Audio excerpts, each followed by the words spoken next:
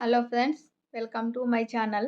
Today మనం 21st July 2025కి సంబంధించిన important current అఫైర్స్ని ఈ వీడియోలో డిస్కస్ చేద్దాము. మా ఛానల్ని గనక ఫస్ట్ టైం చూస్తున్న వాళ్ళుంటే వీడియోని లైక్ చేసి ఛానల్ని సబ్స్క్రైబ్ చేసుకోండి. అలాగే డైలీ కరెంట్ అఫైర్స్కి సంబంధించిన వీడియోస్ మన ఛానల్లో అప్లోడ్ చేయడం జరుగుతుంది. సో సబ్స్క్రైబ్ చేసుకొని చూడడం వల్ల డైలీ వీడియోస్ మిస్ అవ్వకుండా చూడవచ్చు. అలాగే వీడియో కింద డిస్క్రిప్షన్లో మన టెలిగ్రామ్ ఛానల్ లింక్ ఉంటుంది. అందులో కూడా జాయిన్ అవ్వండి. ఇంపార్టెంట్ కంటెంట్ అందించడం జరుగుతుంది. చాలా ఇంపార్టెంట్ టాపిక్ ఇది. నేటి నుంచి పార్లమెంటు వర్షాకాల సమావేశాలు. ఆపరేషన్ సింధూర్ తర్వాత పార్లమెంటు సమావేశాలు జరగడం ఇదే ఫస్ట్ టైం. ఇండియన్ కాన్స్టిట్యూషన్లో పార్లమెంటు సమావేశాలకు సంబంధించి గనక చూసినట్లయితే భారత రాజ్యాంగంలోని 5వ భాగంలో ఆర్టికల్ 79 నుంచి 122 వరకు పార్లమెంటు నిర్మాణం, విధులు, అధికారాలు, శాసన ప్రక్రియ ఇలా మొదలగు అంశాల గురించి ఉంటుంది. అందులో ఆర్టికల్ 79 అనేది పార్లమెంటు అనగా రాష్ట్రపతి, లోక్సభ, రాజ్యసభ వీటిని కలిపి పార్లమెంటు అంటాము. సో రాష్ట్రపతి, లోక్సభ, రాజ్యసభ. రాష్ట్రపతి పార్లమెంటులో అంతర్భాగమే కానీ సభ్యుడు కాదు. ఇది గుర్తుంచుకోండి.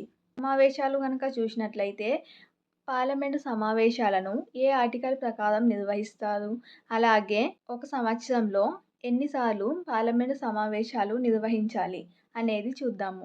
పార్లమెంటు సమావేశాలు ఆర్టికల్ 85 ప్రకారం సంవత్సరానికి కనీసం 2 సార్లు నిర్వహించాలి. సో పార్లమెంటు సమావేశం కావాలి. అయితే 2 సమావేశాల మధ్య కాలం 6 నెలలకు మించకూడదు.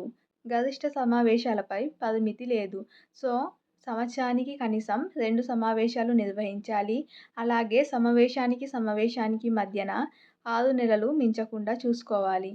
అలాగే సంవత్సరంలో ఎన్నిసార్లైనా సమావేశాలు నిర్వహించుకోవచ్చు.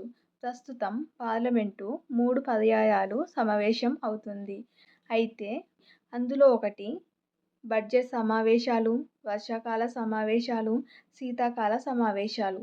బడ్జెట్ సమావేశాలు ఫిబ్రవరి, ఏప్రిల్ మంత్లో ఉంటాయి. వర్షాకాల సమావేశాలు ఇప్పుడు నిర్వహించే సమావేశాలు ఇవే, జూలై టు ఆగస్టు. అలాగే శీతాకాల సమావేశాలు నవంబర్, డిసెంబర్ మంత్లలో ఉంటాయి. ప్రతి సమావేశాన్ని ఎన్ని రోజులు నిర్వహించాలనేది లేదు, కానీ 3 సమావేశాలు కలిపి సుమారుగా 90 నుంచి 110 రోజుల వరకు ఉండాలి. సో 3 సమావేశాలను కలిపి 90 నుంచి 110 రోజుల వరకు ఉంటుంది. సో పార్లమెంటు సమావేశాలను ఢిల్లీతో పాటు రాష్ట్రపతి నిర్ణయించిన ఇతర ప్రాంతాలలో కూడా జరపవచ్చు. ఐఎన్ఎస్ నిస్తార్. ఆపదలో చిక్కుకునే జలాంతర్గాములను రక్షించడానికి ఆధునిక పరిజ్ఞానంతో నిర్మించిన ఐఎన్ఎస్ నిస్తార్ నౌకను రక్షణ శాఖ సహాయ మంత్రి సంజయ్ సేథ్ 2025 జూలై 18న విశాఖపట్నం నేవల్ డాక్యార్డ్లో జాతికి అంకితం చేయడం జరిగింది. ఈ ఐఎన్ఎస్ నిస్తార్ అనే నౌకను హిందుస్థాన్ షిప్యార్డ్ నిర్మించింది. ఈ నౌక 10,500 టన్నుల వెయిట్, 120 మీటర్స్ పొడవు ఉంటుంది.